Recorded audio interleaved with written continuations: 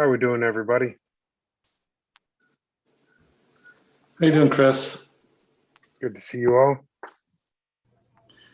Hey, Chris, did you ever get a email from Salinas? Well, I got you on the No. line. No, Was I nothing. supposed to? I don't know. We haven't received anything yet, so I was just wondering if they reached out to you directly. Oh, from the last meeting. No, they never sent that direct mail to me. I assumed it was going to you. Okay, well, we'll just keep a lookout for it then. Okay. And Rob, did you get all of your bags and gloves today? I did, thank you. They mysteriously arrived. I went to lunch and I came back and they were here. So There you go. who did you say was dropping them off? Linda, she works for Ray. She's one of our account techs. She Yeah. lives in Greenfield, so it wasn't real far for her to swing down and drop those off for you. Well, please pass on my thanks to her. Will do. So a quick question in terms of, I'm going to give a welcome and kick it over to Rob, and then between speakers, is there an MC? I know I missed the prep, so I just wanted to understand that. I was planning on acting in MC unless either you or Rob want to Perfect. do that. Works for me. Okay.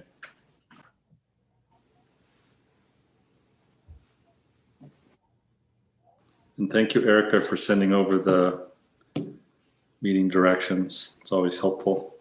Yes, thank you. It is. You're welcome. And we did add 3 to the list. Brian asked if we can add so they can help answer questions that are not included in the email that I sent out. ACC, 3 additional names.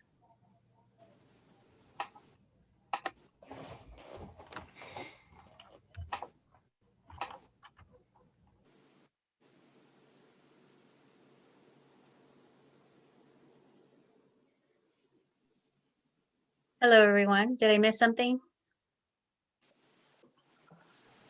Nope. Hi, Elia. But we voted for you to be the MC, Elliot. That's it. No. No, that's Erica. That's Erica. No, Erica's shaking her head. No. you're in luck. Patrick drew the short straw.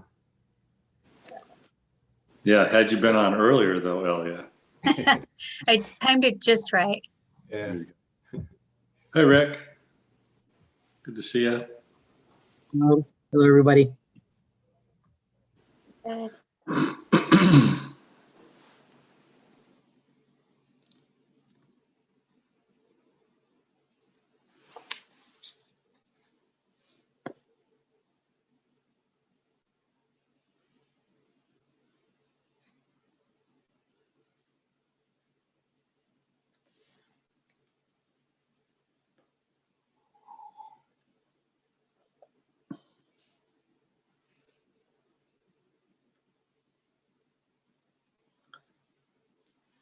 Chris, I see that Priscilla is connected. Do you want her on the attendee list? In terms of visibility? Well, just speaking or if she, No, not speaking. Okay. She's just Well, my backup in case anything goes wrong. Okay, well, I'm sure she can hear this. We'll leave her in the attendee queue for now. If she needs to Perfect. pipe in, we can have her raise her hand and we'll move her over. Thanks.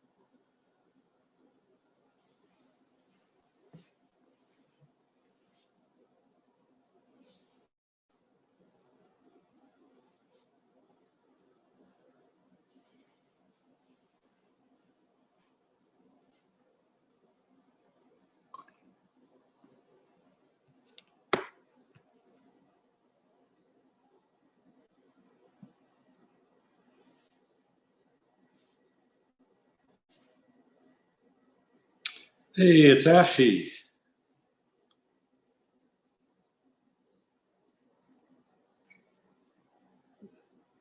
Is he going to help you with your presentation? Yeah, I swear, every time I get on a meeting, one of the animals needs to jump on me for some reason. So,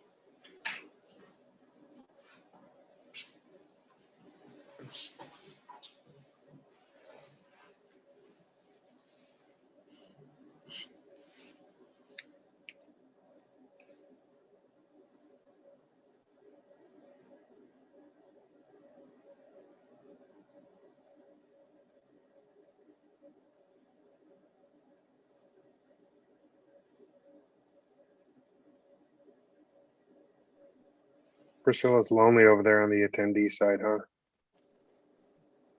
You know what I'm doing? I'm trying to find a good background.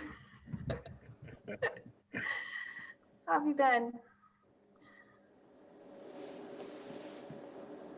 Good, just excited. Finally feels like we're getting back to some sort of normal here. So I'm appreciative of everybody helping us. You know, this is one of those big benefits of Zoom, right? From all the education we've all received through this pandemic is being able to reach more folks. So I know I've asked Priscilla to make sure we share it on the YouTube link on Facebook as soon as we start as well, so that we can reach folks. Awesome. Yeah, we're looking to maybe gear up for special events again, probably in fall of this year. So once we have clearance to be back in the field, I'll be reaching out to all of you to coordinate dates. Awesome. For community cleanups? Yeah. Good deal. Yeah, I really miss all of my communities. I used to see every couple times a year, you know, it's just like, feel like we're missing that connection. Exactly. And we're missing picking up tires. For some reason, this year's just been horrible on the tires. I just keep throwing them in the back of my truck, but I feel like if you don't pick them up, they just keep showing up, you know. We've got a slide dedicated to tires. Don't worry. I love it. Thank you, Mandy. Perfect.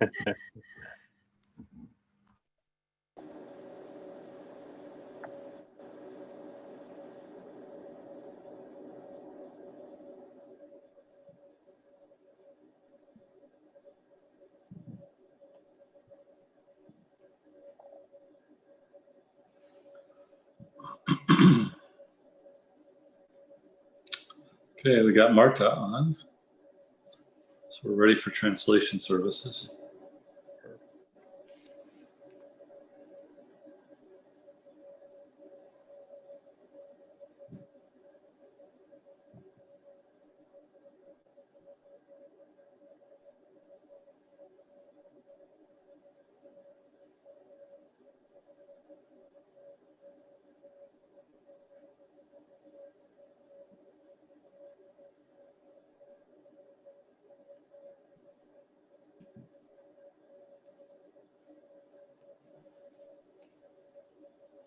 We're right at 5 o'clock. Should we give it just another minute, Patrick? Yeah, we have I'm seeing people dropping into the attendees list right now. So let's give it another minute or two to let everybody connect and we'll get started. Great.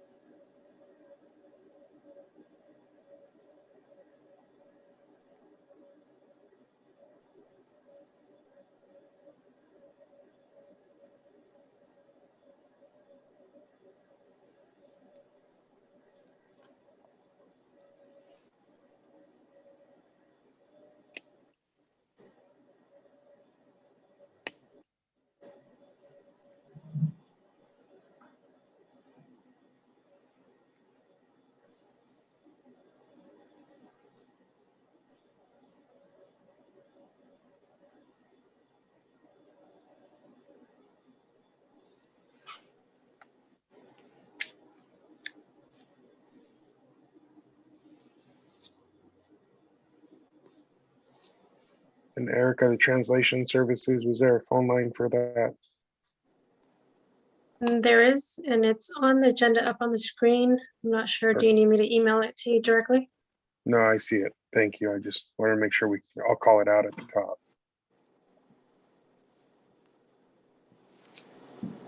I was looking at the logistics email, the cheat sheet that Rob calls them. I'm sorry, I forgot to include it in there. It's all right.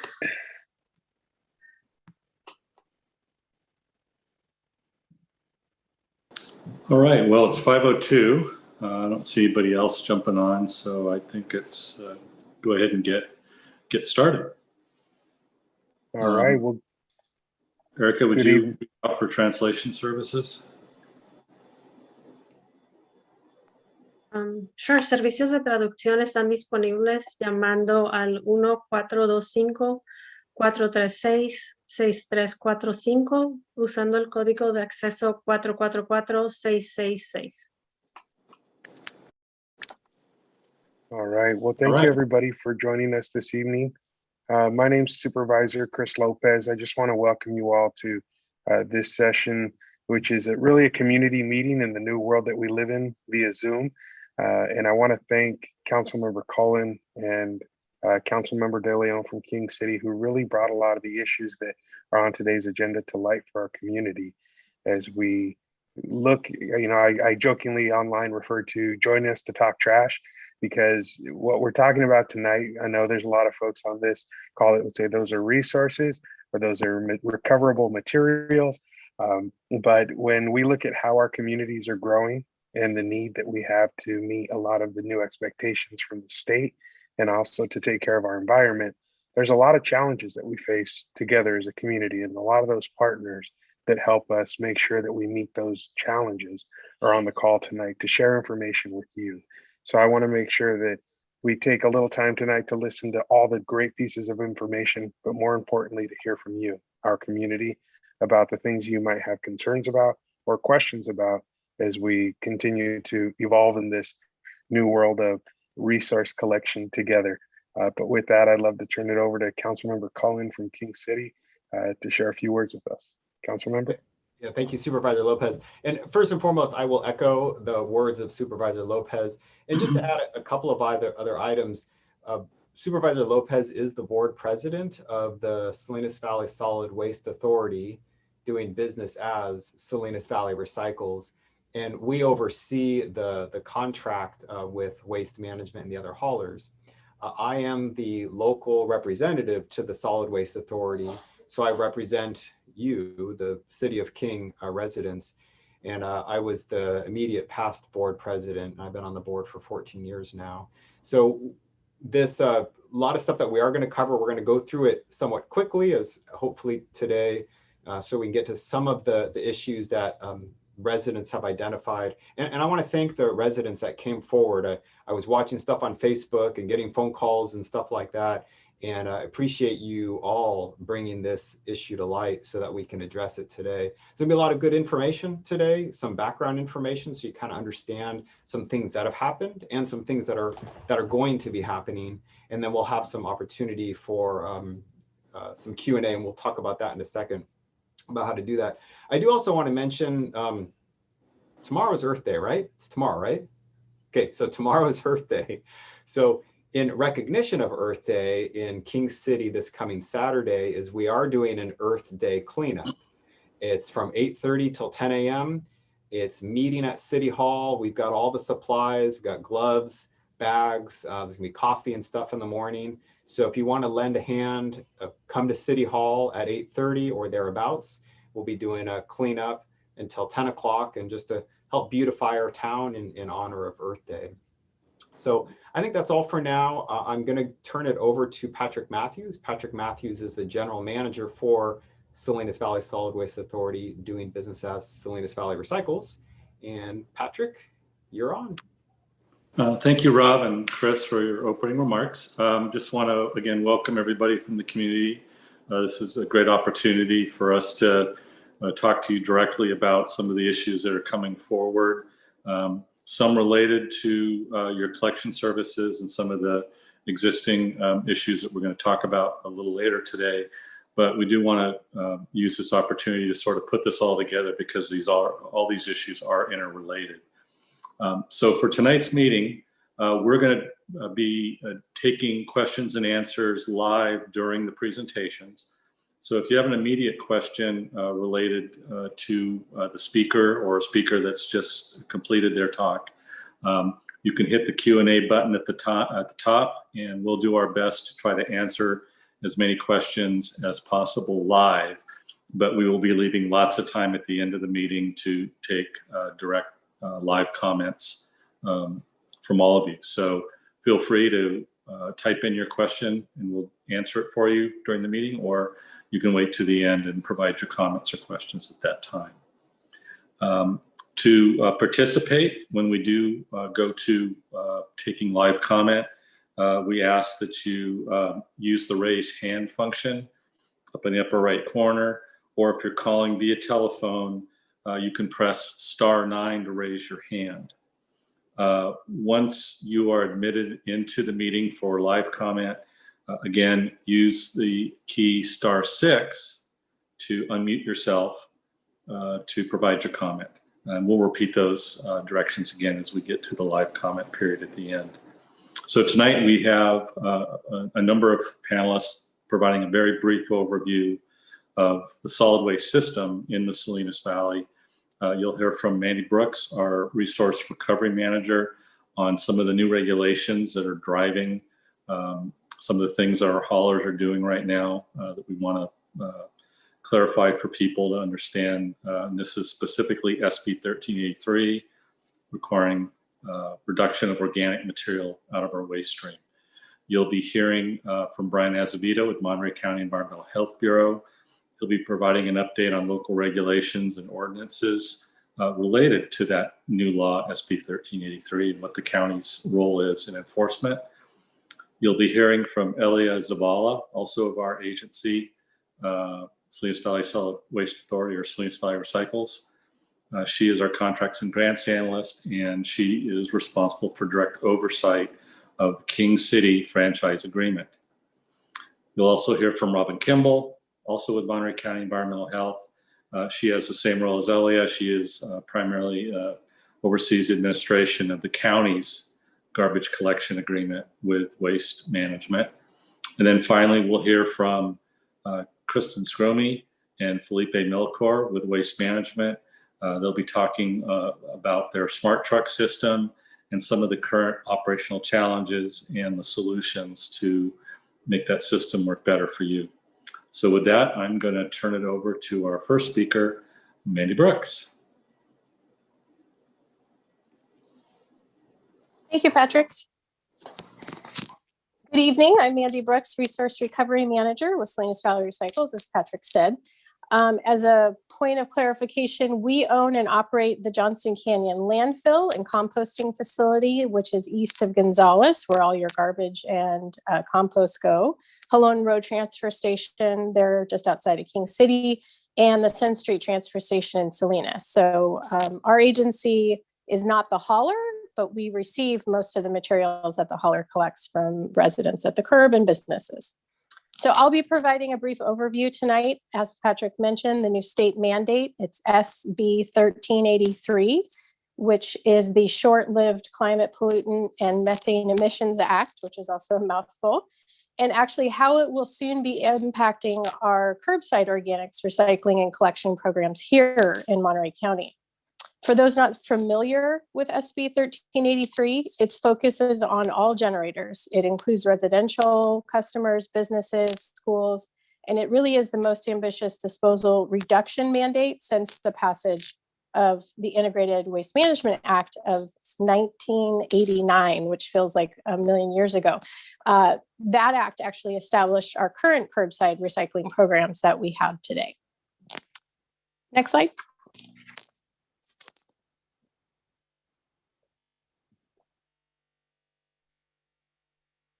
Thank you. Oh, right there. Perfect. Thank you, Rosie. So specifically, SB 1383 requires the reduction of organic waste disposal by 50% by 2020, 75% by 2025, as well as diverting 20% of edible food recovery from landfill for human consumption by 2025. So achieving these levels of diversion effectively eliminates the disposal of any organic materials going into landfills in California. Next slide. So why the focus on organic waste? The short answer is that California still, unfortunately, throws away a lot of organic materials, and that includes food scraps. And we also have a lot of people that are still going hungry every day. CalRecycle, which is the state agency that is enforcing the mandate, is focused on organic waste reductions as part of the larger state climate strategy of reducing greenhouse gas emissions. Organic waste is the largest waste stream in California. Approximately 27 million tons are landfilled every year, and we throw away over 6 million tons of food waste each year. Putting that into a local context, based on our agency's most recent waste characterization study back in 2019, which we did at the Johnson Canyon landfill, organic waste makes up the largest percentage, still being landfilled at 31%. Next slide. So what is organic waste? When I say organic, I'm not referring to the food that you might grow organically. It actually does include food scraps or food waste, like pieces of fruits and vegetables, cheese, meats, bones. It also includes packaged foods, like those really easy and ready to eat salads or vegetables, things of that nature. It includes food soiled paper, if you think about a paper napkin or a soiled pizza box or compostable packaging. It also includes yard waste or green waste, yard trimmings like grass, leaves, branches, and it also includes wood waste like pallets and clean lumber. Next slide. So the key dates for 1383 implementation, it took effect actually last year, which was great timing, 2020, and requires a 50% reduction. And that's actually at a state level. That's not at our local jurisdiction level. But we're obviously in 2021. But by 2022, the regulations take effect and the state can begin enforcement actions. Next slide. So the main responsibility of 1383 falls to the local jurisdictions, and that includes the cities and the counties. But there's many other entities that will be involved, like our franchise haulers, generators, facility operators, the state, food recovery organizations. The jurisdictions, though, are required to provide organic waste collection services to all the business and residents, establish edible food recovery programs for all commercial edible food generators, conduct education and outreach to all those generators. Jurisdictions are also required to procure a certain level of compost or mulch products along with recycled content paper products. The jurisdictions need to plan and secure access for recycling and edible food recovery capacity. They will need to monitor compliance and also conduct enforcement. And they will also need to adopt ordinances that could be enforced to meet these requirements of the mandate. Next slide. So how does all of this relate to this meeting that we're supposed to be talking about waste management and the smart truck technology? Well, based on the timeline and beginning in 2020, residents in our area will start to have access to curbside food waste recycling, which hopefully will be mixed in with your existing yard waste cart. This material will be composted and obviously needs to be very clean. So no trash, no plastics, no other contaminants. So similar to our curbside recycling carts, the city and the county will also be required to start monitoring the yard waste carts for compliance and then report back to the state per SB 1383 requirements. So the smart truck technology is actually a tool that will help assist the city and the county with meeting these new requirements.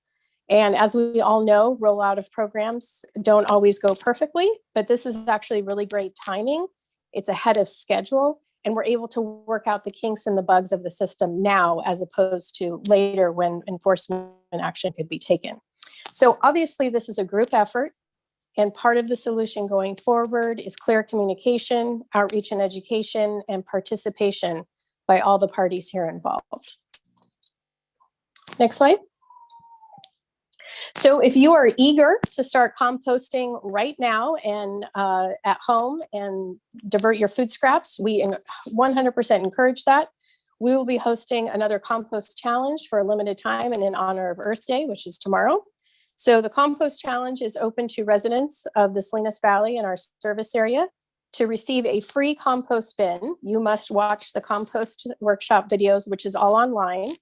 You take the quiz, you pledge to compost, and then you just arrange to pick up your free compost bin at our facility in Salinas by May 7th. The challenge opens tomorrow and will run through May 7th while supplies last, assuming we don't run out of compost bins. And the link is there on the screen, and we'll post that again if you're interested. Next slide. So if you have any comments or questions, please feel free to type those into the Q&A, and then we'll take, I think, live questions at the end of all the presentations. But that's it for me. Thank you very much. Thank you, Mandy. Respect for everybody's time, we're going to move right on to our next speaker. Brian Azevedo with Monterey County Environmental Health Bureau. We'll be talking a little bit about the county's enforcement and ordinance and regulation activities relative to SB 1383. Brian. Thank you, Patrick. Good evening, Monterey County residents, Supervisor Lopez and Councilmember Cohen. Brian Azevedo with Monterey County Environmental Health Bureau. I'll be presenting on Senate Bill 1383 and the requirements of education enforcement of jurisdictions. Next slide. So Senate Bill 1383 requires that jurisdictions annually educate all organic waste generators, commercial edible food generators, and self-haulers about relevant requirements set forth in SB 1383. Jurisdictions must provide print or electronic communication to the generators and may supplement communication directly through whether it's phone call, email, or in person. The appropriate educational material must be provided to linguistically isolated households. Next slide.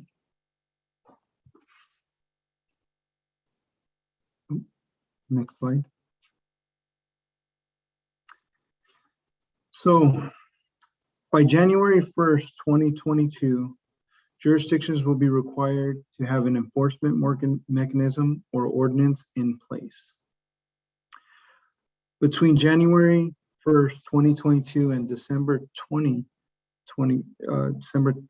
2023, jurisdictions need to identify businesses in violation and provide educational material to those generators.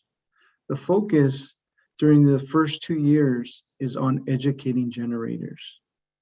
The goal is to make sure that every generator has an opportunity to comply before mandatory jurisdiction enforcement comes into effect in January 1st, 2024. After January 1st, 2024, jurisdictions shall take a progressive enforcement against organic waste generators that are not in compliance. This is why it's crucial that we utilize the time we have now and the 2 years to educate all organic waste generators on the requirements of Senate Bill 1383. So that way impacts from enforcement will be minimized. Next slide. Monterey County Code requires containers for solid waste and that all persons shall separate all recyclables from solid waste generated at their premises and place such recyclables into a different approved container to help facilitate separation at a solid waste facility. We're looking to add language in here to also include organic waste specifically. Next slide. Monterey County Code also has mandatory collection, and all solid waste shall be collected from every occupied residence, apartment, or business as designated pursuant to this subsection at least once a week. Residents within mandatory areas designated pursuant to subsection A and owners of commercial and industrial businesses, or the property owners of the property within the designated residential areas, or the property on which such businesses are located, shall pay the rates established by the board. Mandatory solid waste collection does not apply to those places or premises in a mandatory collection area which meets one of the criteria specified in this subsection, if such exemption is applied for annually by the owner or the franchisee awarded the area and granted by the Director of Health. The following criteria would be required for an exemption. Either the property is undeveloped or vacant, or all solid waste generated on the premises is recycled or composted. Residential properties with long, narrow, or steep driveways in instances where the franchisee, in the opinion of the Director of Health, is unable to properly and safely use franchise equipment, and granting such exemption does not create a public health nuisance. Next slide. I'd like to thank the Monterey County residents and businesses in helping keep Monterey County clean. For further questions or comments, please feel free to contact me. Thank you and have a good evening. Thank you, Brian. I appreciate that information. Next up will be Elia Zavala with Salinas Valley Recycles, speaking about our agency's role in administration of some of our Salinas Valley franchises, and specifically the garbage collection agreement with Waste Management for the City of King. Elia. All right, good evening, everyone. I'm Elia Zavala. I'm the Contracts and Grants Analyst for Salinas Valley Solid Waste Authority.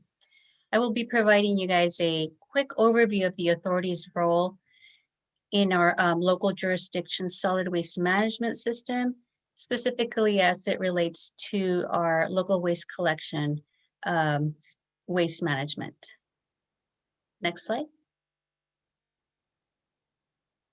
As you can see, there are many entities that make up a solid waste management system. And as Supervisor Chris Lopez mentioned, they're partners and looking out for the same purpose.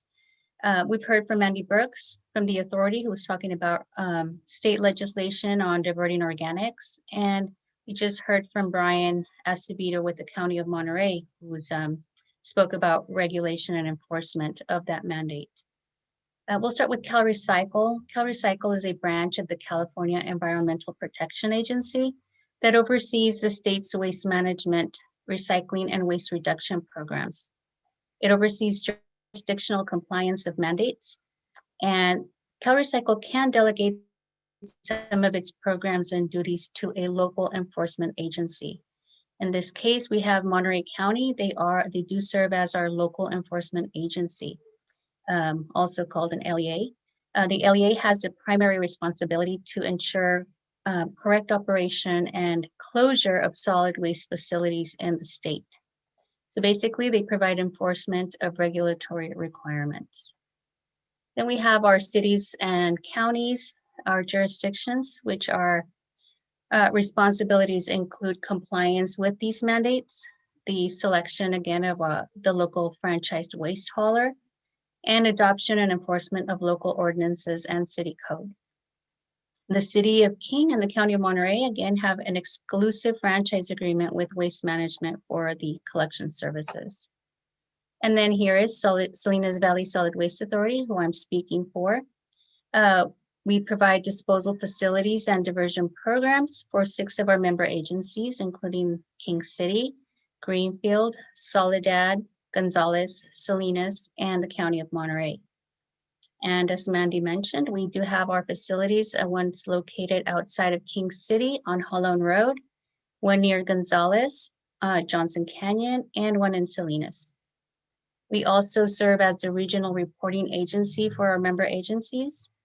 And we also provide support to the local cities and counties for the state waste and diversion mandates, such as the one we're speaking about tonight, SB 1383. We also, as Patrick mentioned, we offer contract administration for our member agencies for their franchise waste hauler agreement. We currently oversee the contracts for 4 of our member agencies, including the City of King. Next slide. Here's just a couple of bullet points with some of our main, some of the main items that we do for the City of King as their contract administrators. We provide input on the development of any amendments to their franchise agreement. We are currently doing that with incorporating the requirements of SB 1383. And we provide financial oversight as well. Every year we review the haulers' proposed rate increases or adjustments, and we provide a recommendation to the City Council. Also annually, we conduct an annual performance report to the City Council on how waste management performed in the previous year. We coordinate franchise meetings. Every quarter, we meet with the contractor, waste management, and the city manager to discuss tonnage, service, and other pending items. And we also we provide on behalf of, for the cities, we apply to the CalRecycle Beverage Container Recycling Grant Program, and we do that reporting, applying, and administering of that grant on behalf of the city. So these are just some of the things that we are doing, that we do with the contract administration for the City of King. Again, speaking right after me will be the County of Monterey, speaking on their administration of their contract. Next slide. That concludes my presentation. If anybody has any questions, I'll be more than happy to answer them, or we can answer them at the end as well. Thank you. Thank you, Elia. So next up will be Robin Kimball with Monterey County Environmental Health Bureau. She has the same role as Elia in administering the county's independent garbage collection agreement with Waste Management, and she'll review her role and the county's role in oversight of that agreement.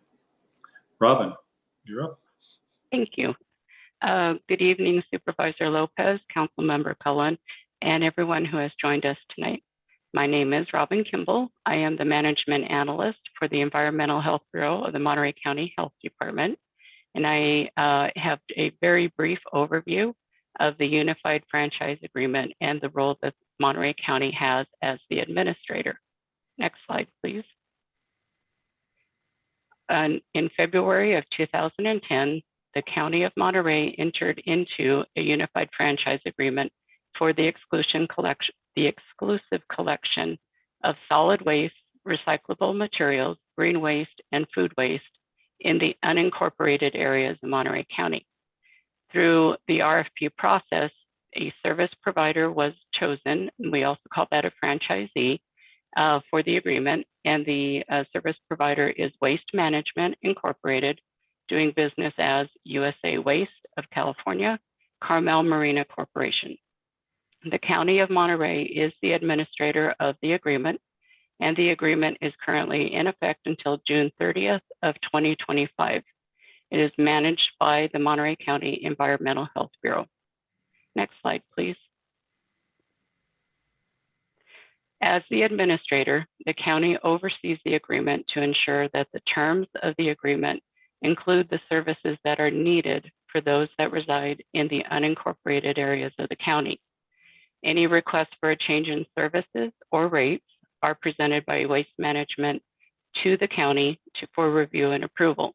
These changes also can include any changes in ordinance, such as those that are coming with SB 1383. These requests are reviewed and evaluated for the need and cost before we present them to the Board of Supervisors for their consideration and approval. The agreement is then amended to include only approved changes. Currently, there are 12 amendments to the original agreement from 2010. Next slide, please. The County of Monterey is entrusted to ensure that the effective and timely mandatory solid waste collection services are delivered efficiently in a manner that is not cost prohibitive to the residents of the unincorporated areas of the county. The agreement is reviewed, evaluated, and audited to ensure that terms are adhered to, services are delivered, and costs are accounted for. If you have any questions or concerns regarding the Unified Franchise Agreement, you can submit a concern form through our website with the address that is listed here on this slide. You can submit an email to me at my contact information, or you can submit a request by phone. Oh, I'm sorry, next slide, please.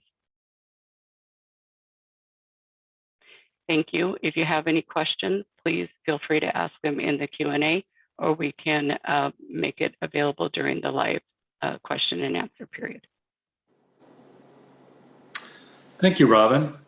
And finally, our final speakers tonight are going to be Kristen Scromey and Felipe Melchor with Waste Management. And they are, Felipe is a general manager for our Monterey County operations.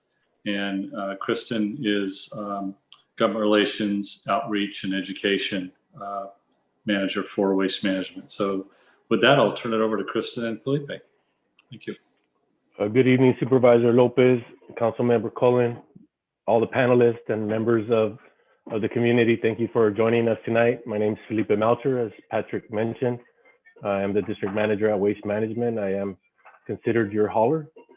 And I'm excited today to share some of the program and some of the successes and how it works. And you know, at the end of the day, we want to be transparent. We want to try to make it right. So if we failed, we'll have a number at the end that you can call, and you know, I'll put my number out there and some local numbers out there if they're needed to address any of the immediate concerns. And we're ready to make things right if we got it wrong, right? But for the most part, it's going to be beneficial. It'll keep our streets clean of litter, and it also allowed us to use the products what they're intended for, and that's to create more products out of them, and that's the recycle and the green waste. So thank you for having me today. Next slide, please. So helping Monterey County and King City meet SB 1383 goals. You know, jumping right into the smart truck technology, audits are daily, and we look for positive verification and instances of contamination. We look to send information to customer at real time, and that's in an effort to keep commodities clean and cans from being overfilled that contribute to litter and debris in our roadways. We want to better generate reports to the county to meet the SB 1383 reporting requirements. And we are anticipating it to improve the safety of our employees and the health of our community environment. That's keeping it clean. How it works. Every stop is linked to a WM customer. Every cart lift and its contents are captured on camera. The images are audited for overages and contamination, and then notification and education are sent to the customer. And that's via text, phone call, email, any access of communication that we might have on file. Next slide, please. The overage audit process. So we have a trained auditor that reviews a still photo, as you see below, taken prior to the lift. An overage is recorded if the lid is lifted above water full, as you can see in both instances there. Overage fees applies to trash, recycling, and organics green waste. And notification to the customer via email and text includes a photo of the incident. Next slide, please. The contamination audit process works similar, and this is looking into your recycling and organics green waste. And this is so we can use the materials for byproducts. Established a list of non-acceptable materials and recyclable compost. Those have been created. So what can go in and what shouldn't go in has been established with our audit team based on the materials that are accepted at the authority. The first review is by a trained auditor that reviews the footage of the cart's content. And then we have a secondary review to make sure that there's an agreement on the contaminants verified by the second auditor. And then notification to the customer via email and text can include up to a video clip of the incident. The top contaminant that we see in the recycling material is about 85% of that is plastic bags being thrown in with the recyclable materials. And for the processor, it makes it extremely difficult for the equipment and the folks working on the processing line. And so we don't want it in the material. And then when we look at our green waste cart, the biggest contaminant is extra trash that doesn't fit in your normal trash container. So please keep all the film plastic out of the recycle and out of the yard waste carts as well. Green waste should be put into the carts without any plastic bags. Next slide, please. Here's an example of what a contamination video or auditor would look at. And the question to the public is, can you spot the contaminated material?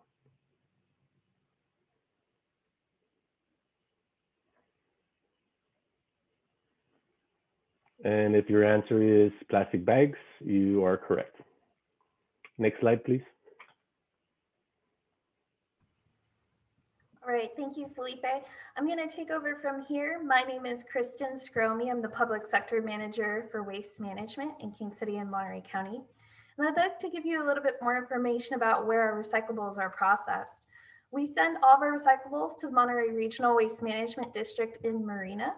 And we've seen a lot of contamination, as Felipe mentioned. The contamination was hovering around 22% in 2019, and it jumped up to 30% in 2020. Each year, there's a characterization study performed by SES engineers in July each year. So we look forward to seeing if contamination has been reduced since the implementation of the Smart Truck program coming up this July. What does this mean? We believe that this means residents need more information about what materials are recyclable, and we believe education is key to reducing processing costs for everyone. Next slide, please. So we did send out some information about the new Smart Truck program back in October of 2020. This came with the invoices. It's our newsletter. We had the same newsletter reach King City residents as well. Next slide. Additionally, we sent out a postcard in November explaining the details of the program, of how to avoid an overage charge, and then also how to avoid contamination. And it's pretty simple. Just try to keep your lid closed all the way. And then also keep any sort of film plastic out of there. And if you're used to bagging your recyclables, you can continue to do that, but please empty your recyclables loose into the recycle cart and trash the plastic bag when you take out your recycling to the can. Next slide, please. Additionally, we sent out an FAQ sorting guide. This was on the back of one of our flyers. We felt that we needed to give everyone more information about how to recycle properly and how to compost your yard waste properly as well. Next slide. And we wanted to talk a lot about our Smart Truck issues and resolutions. And so one of the biggest problems with our technology was that there are a lot of group set out locations. What's a group set out location? Residents that bring their carts down to the main road or the end of the cul-de-sac are experiencing not my bin issues, where they may, you as a resident may have received your neighbor's contaminated cart notification or overage. And we recognize this was a flaw in our system when we rolled it out. And I sincerely apologize for this oversight with community stops, or if you have had a not my bin issue. If you're still having issues, please let us know, reach out to us. For anyone experiencing not my bin issues, we've exempted those customers and credited group stop customers from the program. And our drivers are working to audit the group stop locations to mark carts with addresses to prevent the issue from repeating. So again, I'll mention, if you received a letter for your neighbor's cart, we'll temporarily exempt your account from the program while we research the issue and the source of the error and correct it. Now, a lot of people say that they've been illegally dumped into, And if you believe you're a victim of illegal dumping, contact our customer service, allow us to review the incident, and we can take a closer look at that. If you put your carts out at night, I highly encourage you to try to bring them out in the morning. You might be the alarm clock for your neighbors, but it does help reduce the chance that you'll be illegally dumped into after hours at night. And lastly, we do send out letters anytime there is an issue, so an overage or a contamination incident. And some of our letters, we've been told, have been missing images of the incident. And so if that's the case, if the image is too blurry, a credit will be issued to your account. So we sincerely do apologize for the issues we had from the start of the program, but we encourage you to reach out to us if you're still experiencing issues, and we'll resolve it right away. Next slide.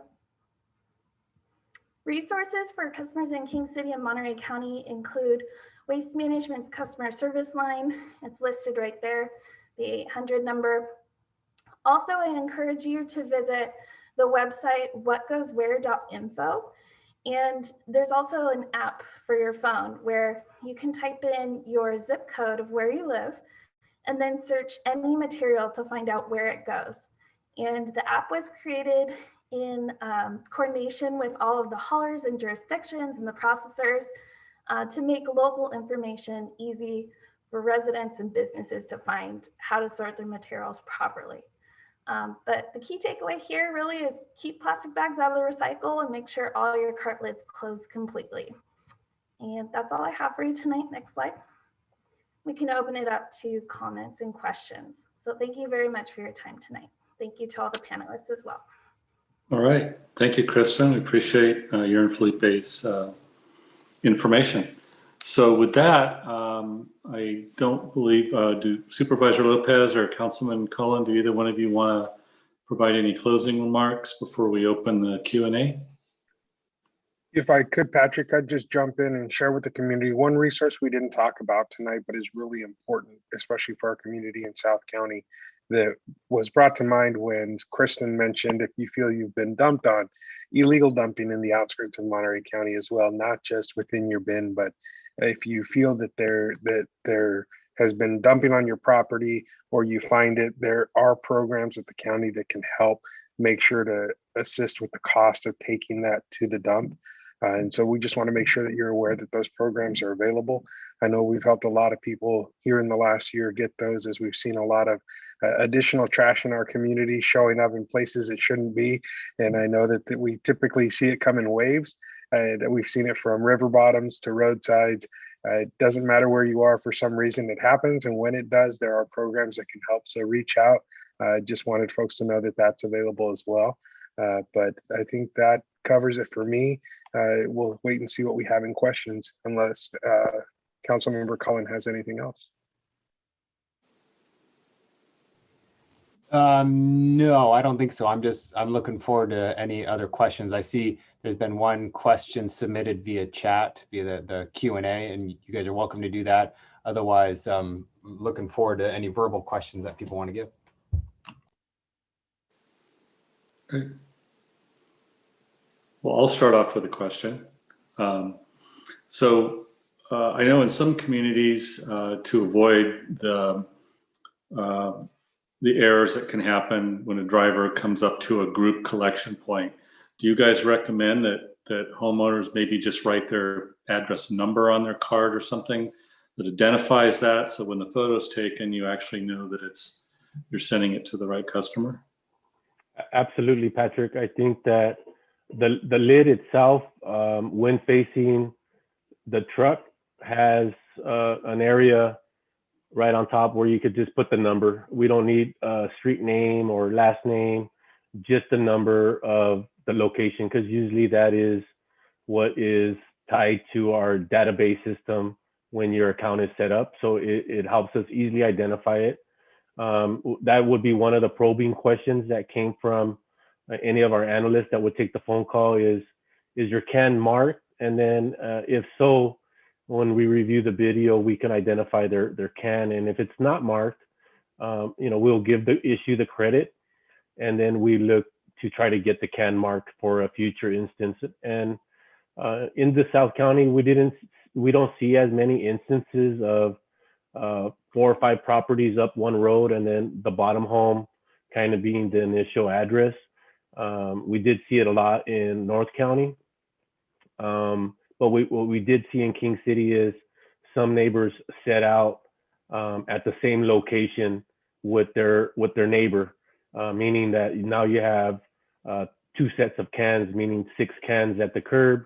And if none are identified, there is a potential opportunity to send it in error. And that's why Kristen's stating if you set it out with your neighbor and you believe it's an error, just call us, we'll fix it. We'll get an opportunity to mark your can. And I think some future guidance for waste is to put communication chips in there once they're issued. They never really leave that resident at that point, and it'll be an easier identifier than a number on the top of your lid. So we're working in that direction in the future. Great question. Thank you.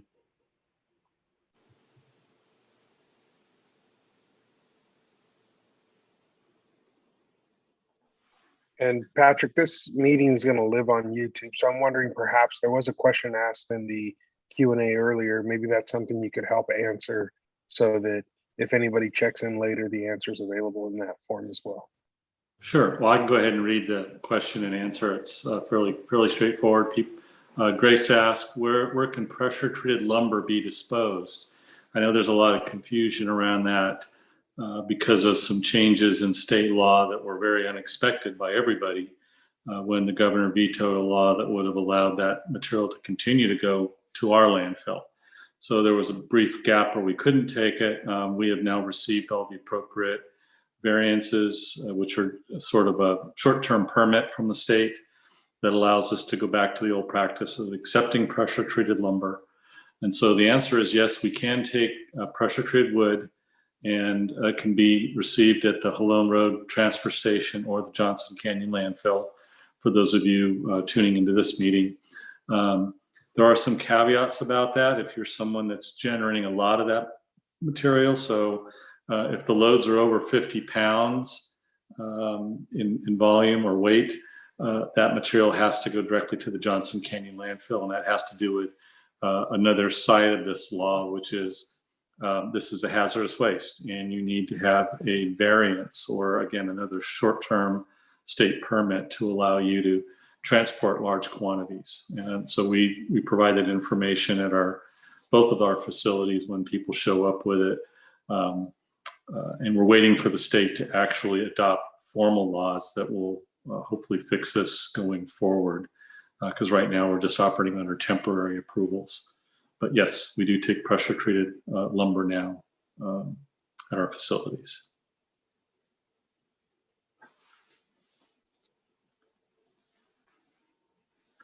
So I think we have another question that just came in.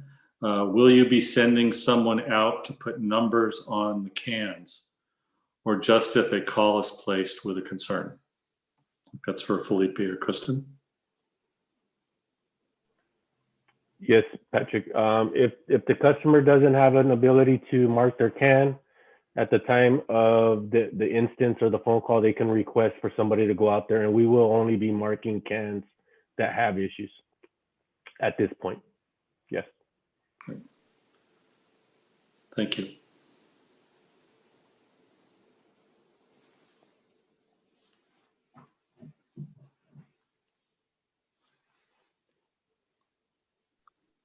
Well, Patrick, seeing no other questions, I think I'll just make a brief comment. I want to thank everybody who's helped out tonight to help get this great information out into the community. AB 1383 is a big deal. I know we're all talking about it tonight, and there's a lot of acronyms and maybe some slang that gets tossed around in the world of solid waste, but it's really going to change how we interact with what leaves our home, and it's going to change the way that waste hits a landfill or doesn't, gets diverted out from that landfill moving forward. It's going to have impacts on our communities. We've all heard about mystery smells out in Marina. We've heard about some of the challenges that communities near landfills face. And there's going to be new challenges that come out of this, but know that we're going to work through them together. AB 1383 will change the landscape. it'll create a lot. It's going to create a big change in the compost market, in my prediction, knowing that there's a requirement that a lot of new compost gets generated. I'm not sure where we're going to put it all. Luckily, we live in the salad bowl of the world, so we're going to have a little more room to move it around. Some areas in inner city and urban areas, I'm not quite sure what they're going to do with it. But as we move forward together, know that all of us are here to help create solutions. Lines are always open, and I think that's one of the wonderful things about this new Zoom world that we live in, is we can communicate in unique new ways. So if you see any new challenges, if you feel that you don't understand enough about why things are being required, just reach out to any one of our offices. We'll make sure that you have the most up-to-date information. And even if it's not, I always say, even if it's not the best answer, we'll get you the right and the truth, and let you know what we're dealing with and why we're doing what we're doing. I know I've personally had some issues with AB 1383 being an unfunded mandate. I appreciate the state leading, but at the same time, I wish that they were financially supporting some of these changes, because at the end of the day, it will fall on all of us as ratepayers in this form. But as we move forward together, I just want to thank everybody on this call for being part of that solution and working together to move us forward. And thank you who have joined us this evening for spending your time to learn a little bit more about how this world is evolving. And with that, back to you, Patrick. Great. Well, I appreciate those closing words. Councilman Cullen, are you have anything you'd like to add as well? Or yeah, thank you. And just to quickly add to what Supervisor Lopez said, is both Supervisor Lopez and myself, we are your local resources. So issues that you have, if you're not sure where else to go, I mean, I know tonight there was a lot of information. There was also a lot of contact information provided, and those are great contacts. But if you don't know where else to go, contact Supervisor Lopez, contact myself. All my contact information is on the city webpage. My email is just simply rcullen@kingcity.com. Again, that's rcullen@kingcity.com. And you're welcome to drop me an email or contact me through City Hall. So thank you all for attending. Appreciate your time, and appreciate all the time that the presenters put into it as well. Thank you. great. Well, with that, I'd like to just close by saying we are your resource agency here, Salinas Valley Recycles. We call ourselves that for a reason. Our job is to maximize the resource we have, which is a landfill, and landfills are running out of style in California. And so the work we do now is focused more and more on keeping things out of the landfill, and everything you can do to help us make that easier, to help us keep the costs down, will be very much appreciated. And I think, as you heard from some of the speakers, keeping things clean is the simplest thing you can do. When you go to your cart, think about what belongs in that cart. And with that, we want to thank you very much. And if you need any information from our agency, our number again is 775-3000, or you can contact us through our website, salinasvalleyrecycles.org. And thank you, everybody, and have a good evening. Good night, everybody. Thank you. Good night.